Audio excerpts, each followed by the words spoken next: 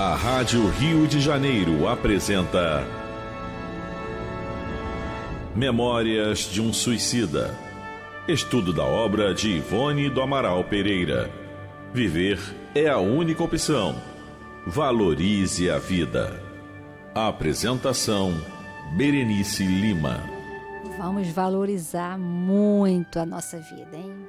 Reencarnar é um grande presente. Mesmo que você esteja achando sua vida chata, sem graça, torne a sua vida importante e cheia de graça, porque reencarnar é o grande presente que nós temos, muito importante.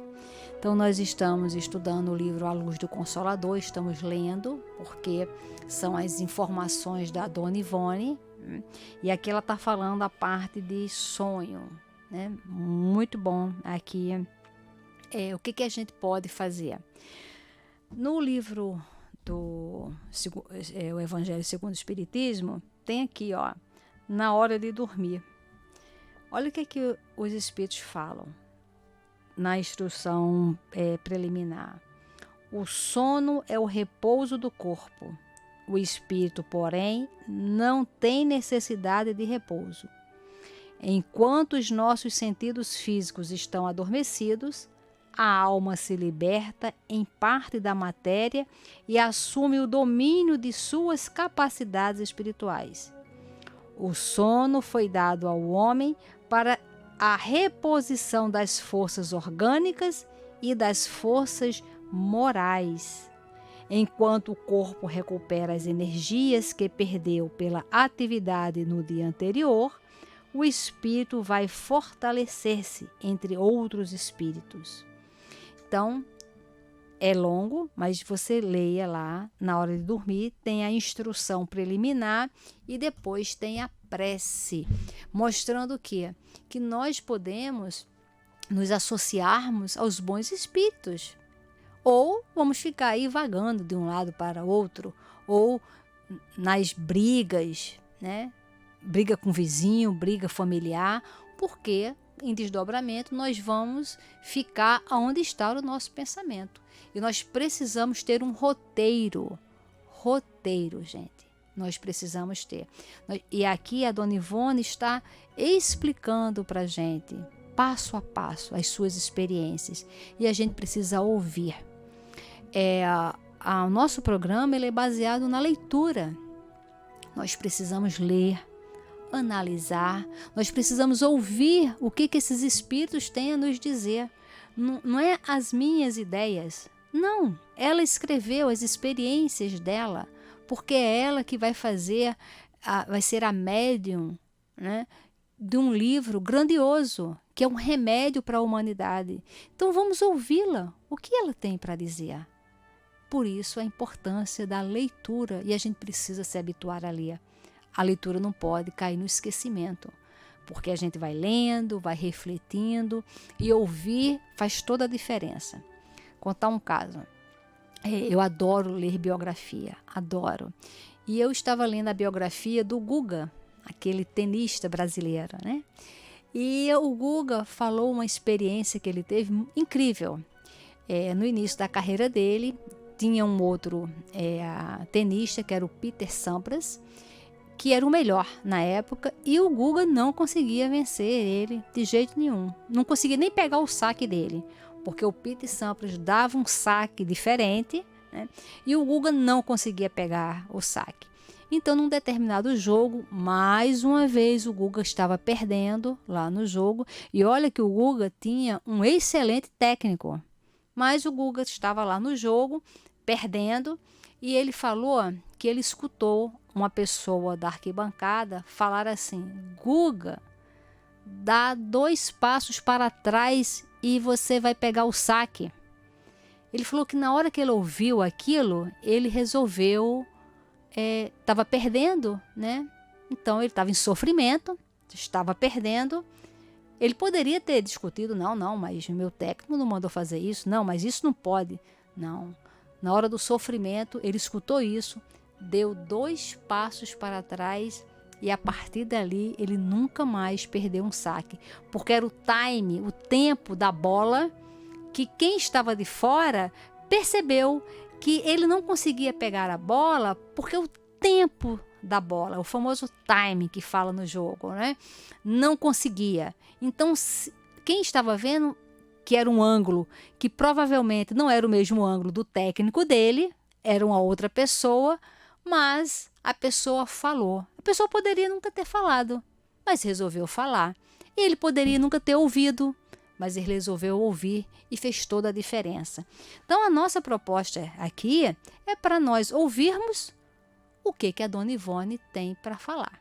Porque se ela escreveu um livro, se ela se desnudou sobre várias reencarnações como suicida, se ela se propôs, né, a encarar tantos anos para editar um livro sobre o suicídio, é um espírito que tem muito a nos falar. E nós precisamos ser inteligentes, ouvir. O que a Dona Ivone tem para falar? Eu preciso ouvir. Então, a proposta desse nosso trabalho é nós ouvirmos apenas isso. E para a gente ouvir, precisamos ler o que eles escreveram. E aí, ela falando sobre o que acontece quando a gente sai em desdobramento, né? E aí ela diz: poderemos rever o próprio passado espiritual, levantando por momentos os véus do esquecimento para novamente vivermos cenas dos nossos dramas pretéritos, etc. e etc. Mas tais sonhos não são comuns. Trata-se mais de um transe anímico, uma crise, do que mesmo do sonho comumente compreendido. Os médiuns, principalmente, conseguem sonhos inteligentes, de uma veracidade e precisão incomuns. São frequentemente revelações que recebem dos amigos espirituais, instruções ou aulas, avisos de futuros, acontecimentos, planos para desempenhos melindrosos, às vezes mais tarde confirmados pelos acontecimentos. Então, veja que quem tem a mediunidade de trabalho ostensiva, porque todos nós somos médiuns, tem muita responsabilidade no desdobramento. A estes podemos denominar sonhos magnéticos, visto que são como que transes provocados pela ação sugestiva dos instrutores invisíveis, que trabalham usando como elemento o magnetismo, tal como acontece com os operadores encarnados. Nessas condições, a emancipação da alma será mais pronunciada. E há até sonhos estranhamente coloridos, frutos de uma revelação, talvez até de contemplação de fatos presenciados no além. Não obstante, a medicina qualificá-los de fantasias e alucinações, denominando-os produtos do onirismo, quando a verdade é que se trata de uma faculdade a que chamaremos mediunidade pelo sonho, sobre a qual a Bíblia tanto informa. Então, muitas vezes a ciência ainda não consegue compreender o que está acontecendo, não sabe nem como medir isso, como fazer exatamente, né? Então, se estabelece aí uma fantasia e qualquer coisa. Se, ao despertarmos, formos capazes de recordar tudo ou mesmo apenas fragmentos desses estados de emancipação da nossa alma, aí teremos os sonhos. E muita gente fala, eu não consigo me lembrar. Mas olha, quando você estiver acordando, tenta se lembrar do que aconteceu. E às vezes vem a história toda, a cena toda. 1 minuto depois, você não consegue mais acessar. Parece que que foi tirado o cartão de memória, né? Eu tenho uma amiga que ela, na roda de estudos, numa avaliação com os amigos espirituais, ela falou sobre isso. Que, puxa, ela não conseguia se lembrar de absolutamente nada, nada. E aí os espíritos falaram que o caso dela era o seguinte, que ela era em desdobramento, era levada sempre para ver o futuro dos trabalhos, né? Era uma dirigente de casa espírita. O futuro dos trabalhos, as propostas, os caminhos a tomar. E quando ia acordar, eles apagavam da memória para quê? Para que aquelas ideias não causassem nela a ansiedade. Ela apenas via, ficava com aquela intuição, né? Mas não ficava na ansiedade da execução. E aí, quando chegava alguém com uma proposta, olha, vamos fazer um trabalho tal, e ela concordava, por quê? Já estava arraigado dentro do ser dela a proposta daquele trabalho, né? Dá para entender, né? Então, muitas das vezes são retirados. Tem um livro do Chico, que eu acho que é Entre a Terra e o Céu, se eu não me engano. A Antonina, o filho dela desencarnou e em desdobramento ela tinha contato com o filho, né? E quando ela acordava, ela não se lembrava. Ela passava a noite em desdobramento lá na colônia com ele e tudo mais. Mas quando acordava, os espíritos, os amigos espirituais retiravam essa memória. Para quê? Para que ela não ficasse presa à saudade, porque ela tinha mais filhos para cuidar. Sabe quando se está apaixonada? Que você só fica pensando naquilo? E pensa, e pensa, e pensa. Imagina, você em desdobramento tem acesso lá a um espírito muito querido. Quando acorda, vai ficar pensando, vai ficar paralisada pensando, né, naquele encontro. Então, era retirado a memória para que a pessoa não ficasse paralisado, preso a uma situação que aconteceu. E aí ela diz, é bom lembrar que também poderemos resvalar durante a mesma emancipação para ambientes sórdidos da terra, mesmo ou do invisível, conforme o nosso estado mental, moral e vibratório. E ali convivemos numa sociedade perniciosa, absolutamente inconveniente ao nosso bem-estar moral e espiritual. Então, isso é o que eu falei sobre o livro Sexo e Obsessão, né? Porque mostra bem a frequência dos encarnados em desdobramento pelo sonho nessas colônias de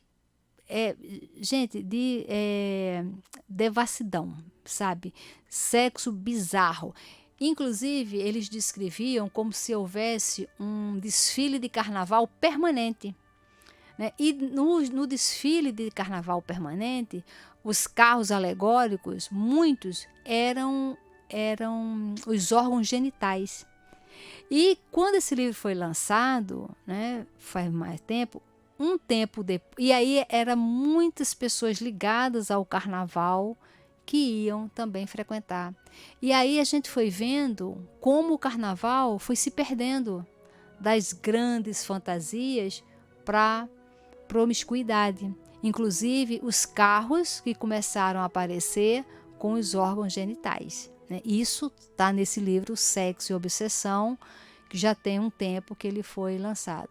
Tem um outro também que é Sexo no Além, que mostra essas questões e colônias onde tem o foco da vingança, né? Então tem as colônias positivas e as colônias negativas.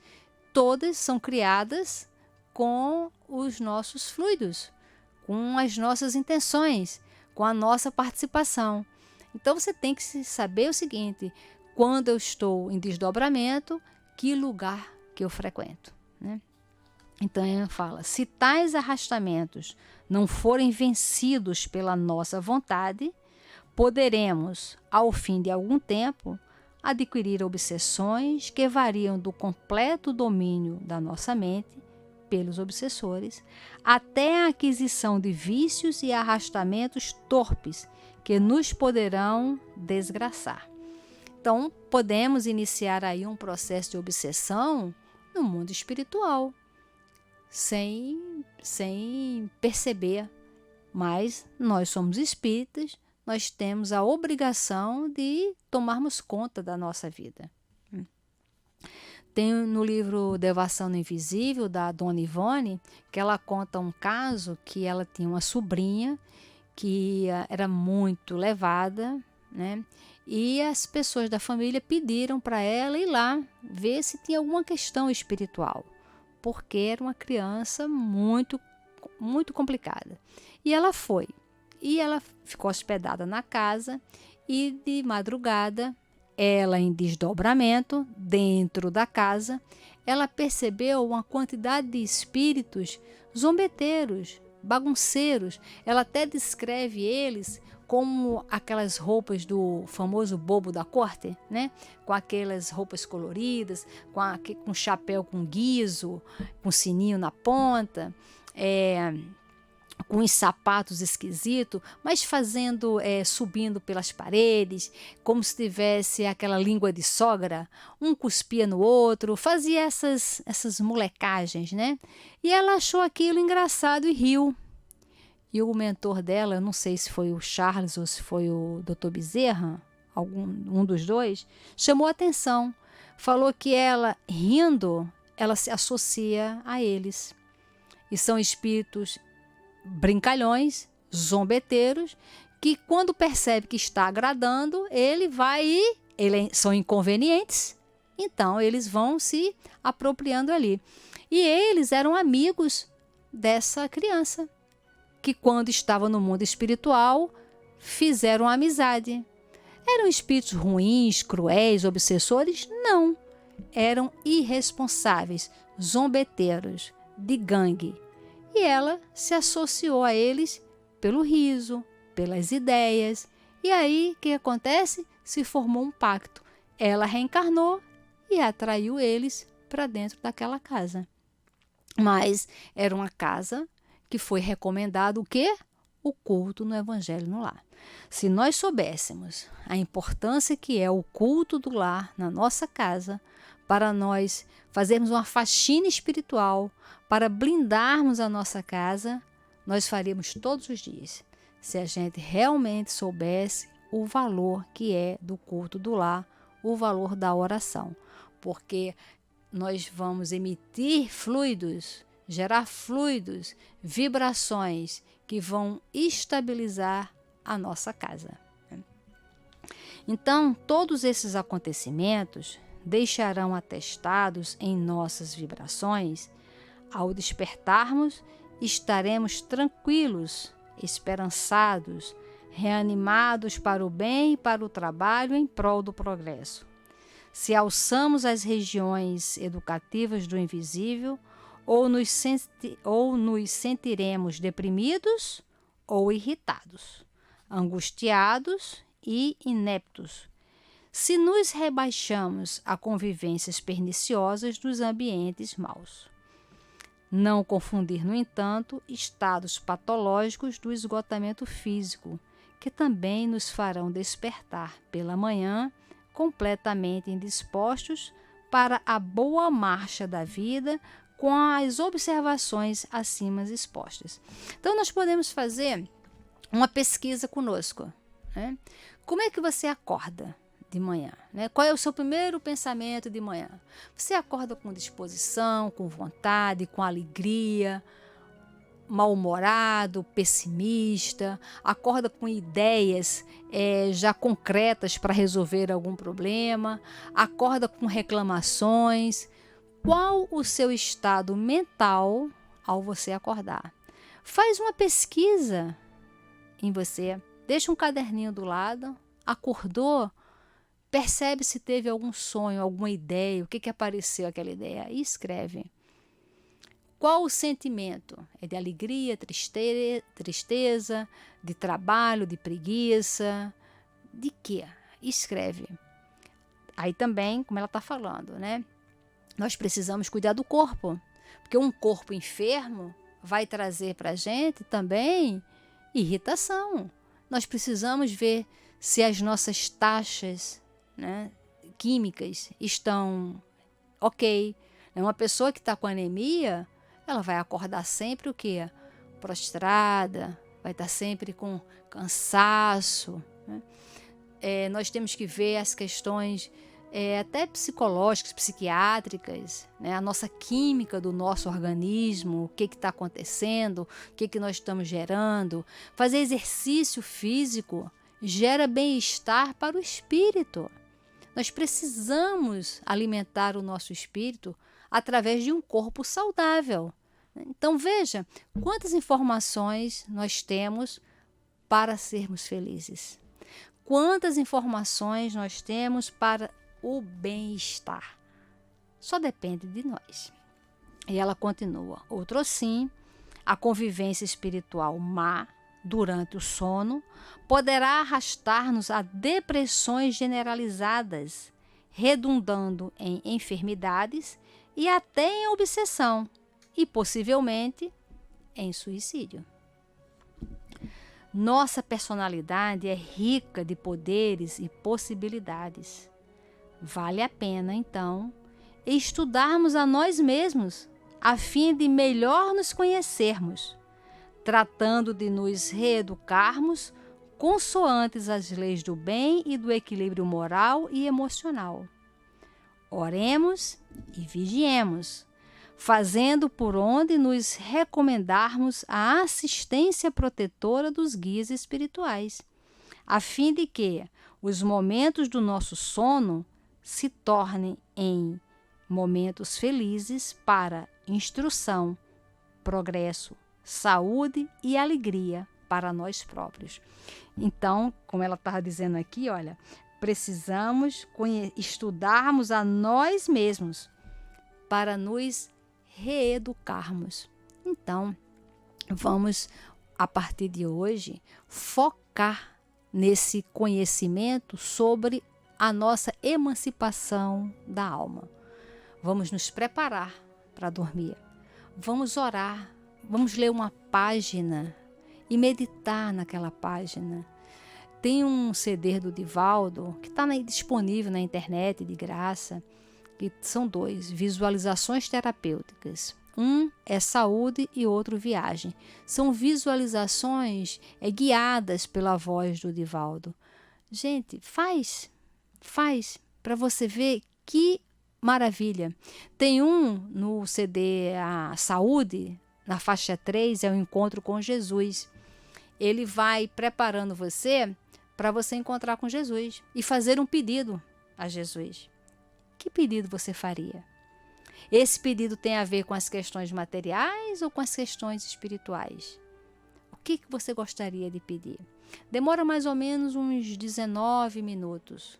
Faça sentado, para ir treinando a mente a ouvir, a criar um ambiente, a mentalizar Jesus, a se projetar em algum lugar. Nós precisamos usar nossa mente para isso, ao nosso favor.